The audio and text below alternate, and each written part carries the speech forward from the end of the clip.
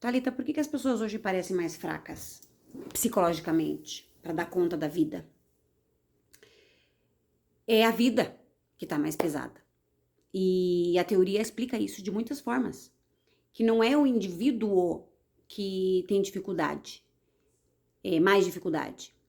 É a cultura da pressão para uma produtividade extrema, que é o exagero que não considera as necessidades humanas. Nunca foi tão difícil ter uma casa própria, nunca a gente teve tantos afazeres, nunca teve tanta pressão e apelo, inclusive para o prazer, né? É uma sociedade que quer muito prazer e que para isso precisa de muito esforço, né? Então, eu preciso trabalhar muito para eu poder ter um retorno muito grande, para eu fazer tudo aquilo que eu quero. Isso a gente chama de patologização da vida. Então, é desajustado quem não dá conta.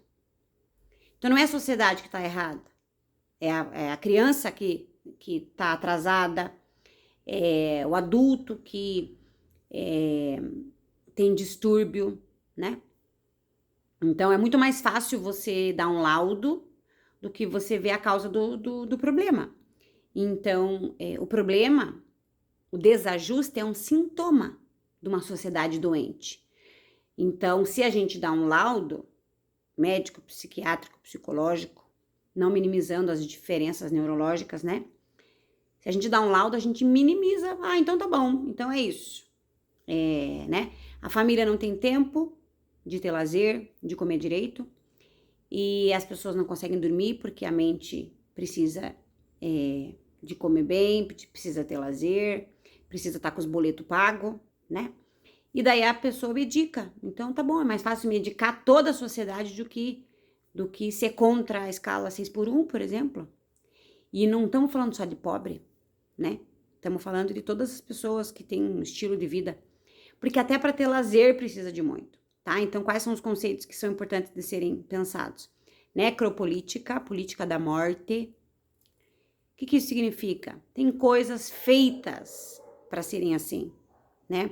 A redução de direito trabalhista, a culpabilização do indivíduo, porque se você não tem sucesso é porque você falhou, porque você acorde e trabalhe enquanto eles dormem. Não, a gente precisa dormir, a gente precisa descansar. E a gente vê isso, tem um perfil que eu sigo que é Despatologiza, gosto muito na área da psicologia, que fala muito sobre isso, né? Então, é uma sociedade que não dá espaço, gente, para tristeza, para angústia. Eu sou concursada e há 15 anos na mesma escola, fiquei, quando meu pai faleceu, 1 ano de falecimento, eu pedi para ficar em casa e eu nunca faltei, sem falta, eu nunca tive falta injustificada e não pude ficar em casa, que eu queria um dia chorar, né? Passar o dia, não pude. E que dirá, isso que eu sou concursada, né?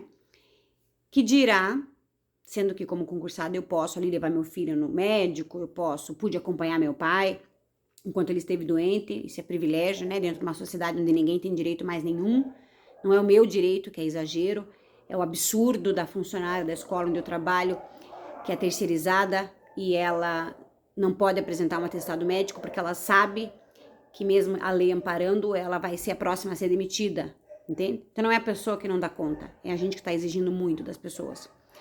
E, gente, isso vai para criança. Isso vai para criança. As crianças não estão podendo ser criança. E daí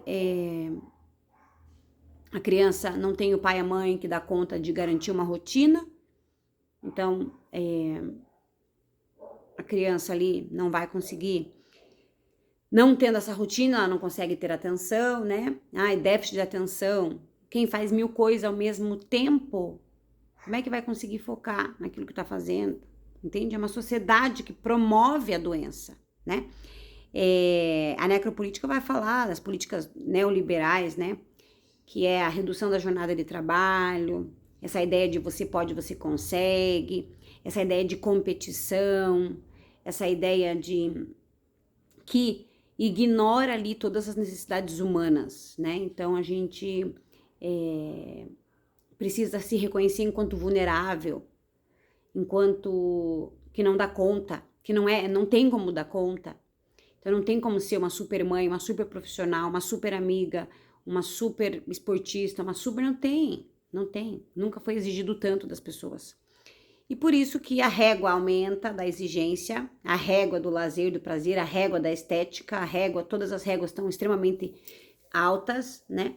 E daí tem uma sensação de incompetência muito grande. Então é uma incompetência coletiva. Então a ideia não é que o indivíduo não queira procurar solução individual, né? Porque sim, você tem que conseguir se ajudar, né, dentro desse sistema e fazer o que tá para ser feito, né? Porque a gente não pode se entregar. Mas a gente tem que considerar que existe um problema coletivo. E que se você não tá sofrendo com esse problema coletivo, ou é porque você tá dopado, né? Ou porque você tem muito privilégio. Né? De poder faltar o dia que você não tá bem, né? O dia que parece uma coisa boba, né? Mas ninguém pode, né? Ninguém pode. Só quem que pode? Quem tem um médico para chamar de seu, né? Que pode conseguir um atestado. E mesmo aquilo que eu falei, eu tenho colegas profissionais liberais, que não tem como, né? Não tem como ter um atestado, porque a vida não permite que você pare, né? Meu marido, que foi 3 anos seguidos trabalhando como motorista de aplicativo, não para. E se você parar, você não come. E eu, quando morei nos Estados Unidos, era assim. A gente tinha 2, 3 empregos, e se você para, você tem que pagar o preço por ter parado, né? Então, adoece, né? E independente da quantidade de dinheiro que você vai ou não ter, qual é o preço que a gente paga por isso, né? Então, é importante conceber ali que a conta não fecha, né? Então, exige-se um padrão de vida e exige um preço a ser pago, e esse preço o humano não consegue pagar, esse preço. E se a gente adoece, é porque a gente tem um corpo e porque a gente tá vendo que as coisas não estão certas. Agora, o mais triste é ver que estão fazendo isso com as crianças, né? Uma criança que chega na escola às 7 da manhã e o pai busca às 7 da noite, né? Escolas privadas, né? Porque o público é das 8 às 5. Quem que consegue, né? Quem que consegue deixar a criança às 8 para depois? Mesmo quem consegue, mesmo que você tivesse um trabalho, que você pudesse deixar o teu filho às 8, chegar às 9 e sair às 4 do trabalho, quem que consegue? É a criança que consegue ser criança e ser saudável nesse estilo, né? Nessa sociedade. Aí depois ninguém entende por que chega os adolescentes lá, no ensino médio, não aguenta mais a escola, né? Meus estudantes têm 16 matérias. Então, daí, estudantes bons deixam de fazer o trabalho, por quê? Porque são incompetentes? Não, porque é muita coisa. Então, é feito para dar errado.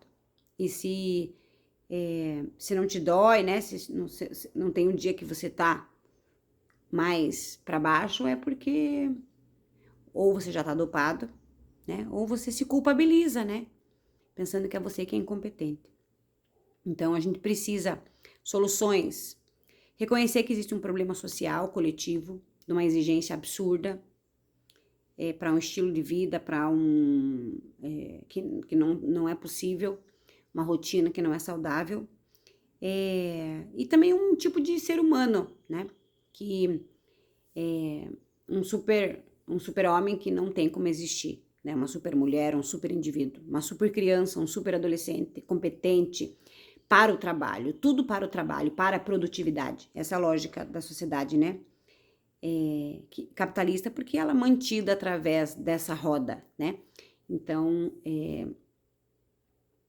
qual é a solução? A solução é reconhecer que a conta não vai fechar, que o corpo não vai dar conta e que não é uma questão de individual e o que a gente pode fazer com isso. Então, eu digo que a maior atitude de resistência que a gente tem enquanto ser humano é ser feliz apesar de tudo isso. É procurar os escapes. A gente reconhece, tá bom, eu não vou vencer, eu não vou conseguir fazer tudo que eu quero.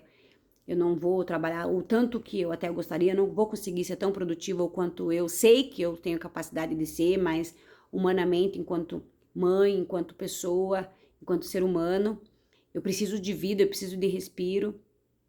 Então eu não vou pagar o preço de abdicar da minha saúde física e mental para poder ser tão produtiva quanto eu poderia. E quando eu precisar ser, porque a gente faz isso, né? Então, quando eu produzo material, você entra, estica a corda e alguma outra coisa vai ficar para trás. Então, a gente tem que saber que você está trocando ali saúde mental por dinheiro e que as relações vão ficar mais precarizadas ali. Então, você tem que ter noção do que está acontecendo, que você tira de um lugar para colocar no outro, né? Então, os teus filhos, vai ter que ter uma conversa com os filhos, explicar a situação, e reconhecer que aquilo tá errado, que aquilo não tá certo. Eles entendem, né? E buscar os escapes diários, né? Que permitam com que a gente seja humana, se acolher ali nessa miséria que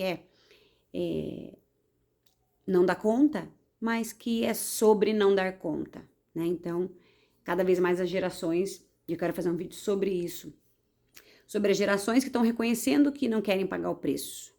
Isso é ruim? A gente precisa e vai identificar outras formas de sociabilidade, de relação e de trabalho, né? Por quê? Porque não tem como seguir nesse ritmo, né? Sigam lá o perfil Despatologiza, vale a pena. E que enquanto a revolução e o ritmo de vida e o estilo de vida não privilegia o humano, que a gente consiga fazer os nossos escapes todos os dias, que é fazer lá alguma coisinha ou outra que a gente dá conta de fazer por nós, né? Para poder lembrar que é gente, porque, né? A gente precisa garantir esses espaços. É isso.